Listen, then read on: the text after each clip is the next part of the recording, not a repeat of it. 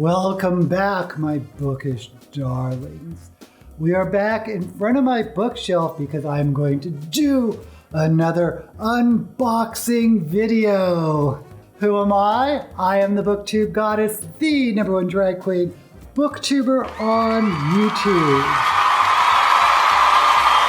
I have been unboxing books that have been kept in storage in my garage forever, and I believe this is my 16th video unboxing. And I think there's only one more unboxing after this one, we'll see. But I think we're at the end of the journey. And I've had to get some more bookshelves that you can't see off camera here, just to find a place to put them up. But today we're going to be doing 2 boxes. The first box looks like Temptations cat food, but there are paperback books inside. So let's go ahead and crack it open and see what we discover. Son of a Witch by Gregory Maguire. Another edition in the Wicked series. I believe I'll unpack the rest of the Wicked books, so it is nice to have this one in the collection. I do like that the spine is red and not white. Gives it a little more oomph, and I do enjoy this cover. Now, even though this is a fantasy, it is usually found in the fiction section because it is considered a literary novel.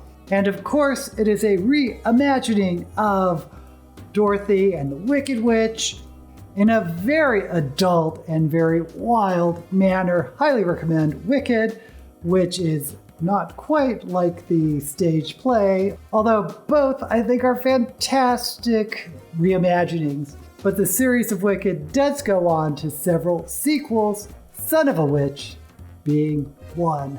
The next book is a small science fiction book, Slan by A.E. Van Vogt. Now, this is considered a classic science fiction writer way back from what is called the golden age of science fiction. Highly recommend you check out some of these older works. I think they do stand up. Next we have The Immortals by James Gunn. You probably know him from the author of some Star Trek novels, but he's again another one of those older science fiction writers from the golden age. Check out this retro cover. And if I'm not mistaken, I do believe this was actually made into a television series. It didn't do very well, but it is about a group of immortals who are being hunted to have their blood drained because people want a taste of their immortality.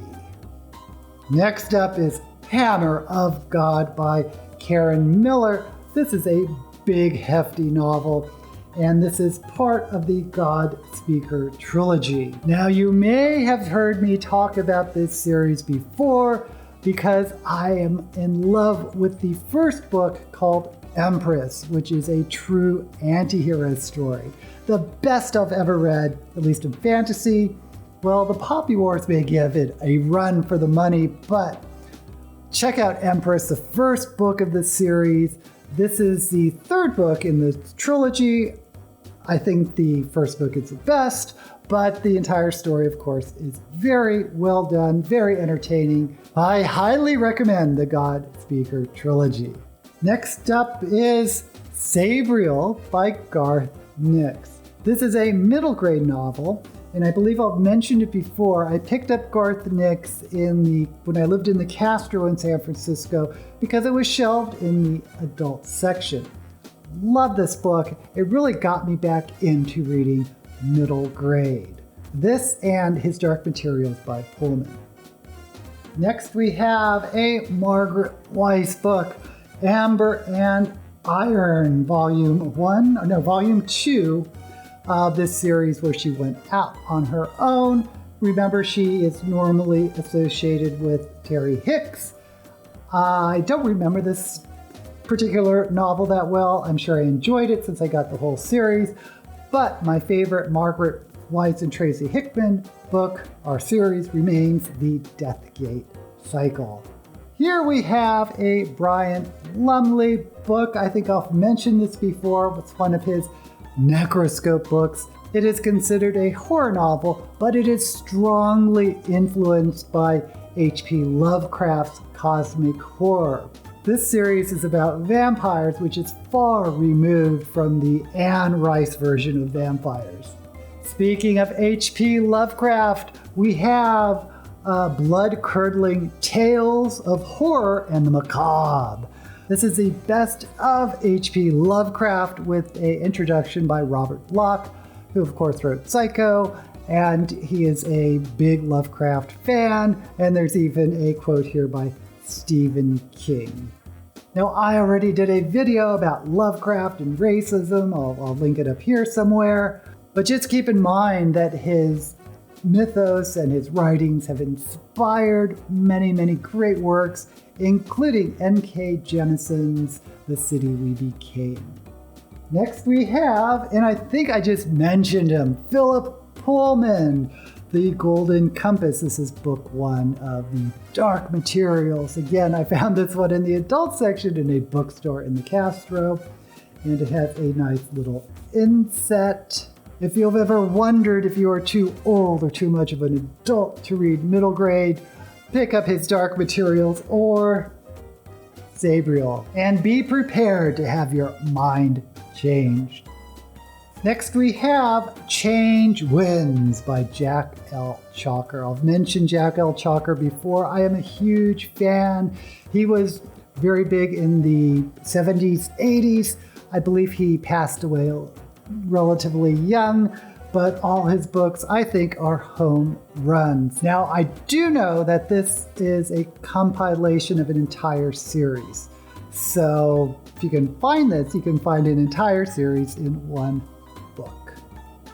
And we have Robertson Davies' The Deptford Trilogy.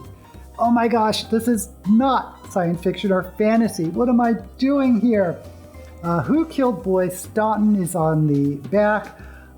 This is a trilogy put together in another compilation that consists of Fifth Business, The Manticore, and Worlds of Wonder. And I actually do recall a bit of the plot. You really do write this for the writing. This is, I believe, literary fiction. And there are a lot of trigger warnings. I think child essay is included in that. So if you are triggered, you should look up some of the trigger warnings maybe before you pick it up.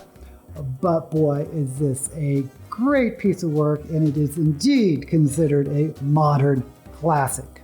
And finally, in this box at least, we have Cirque du Freak, the collection. It's a boxed set of the first 4 books. I'm not sure if there's more in the series. I believe this was made into a movie.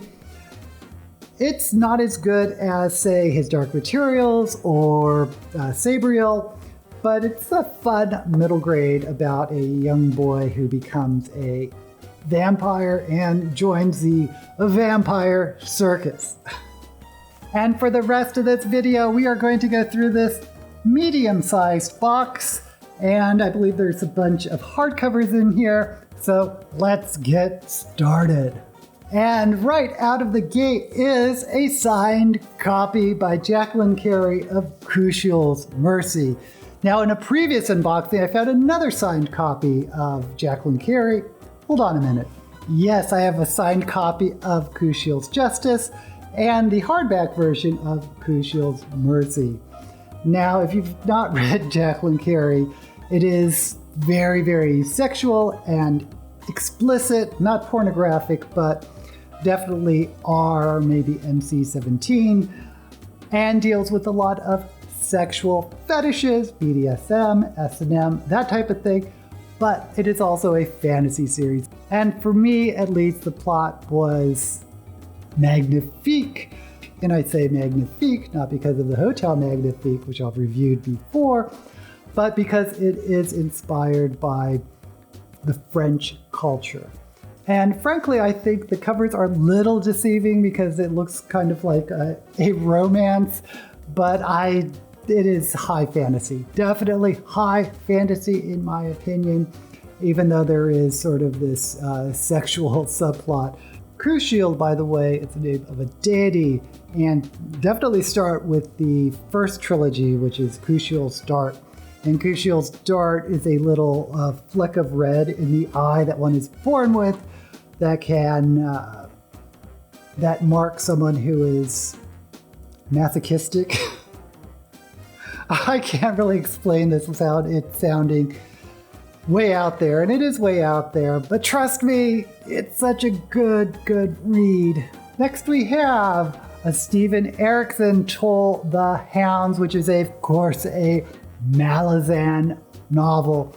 This may have been the novel that I just stopped reading Erikson because I felt the books were just too dense and it just got so convoluted story-wise that I just couldn't take it anymore.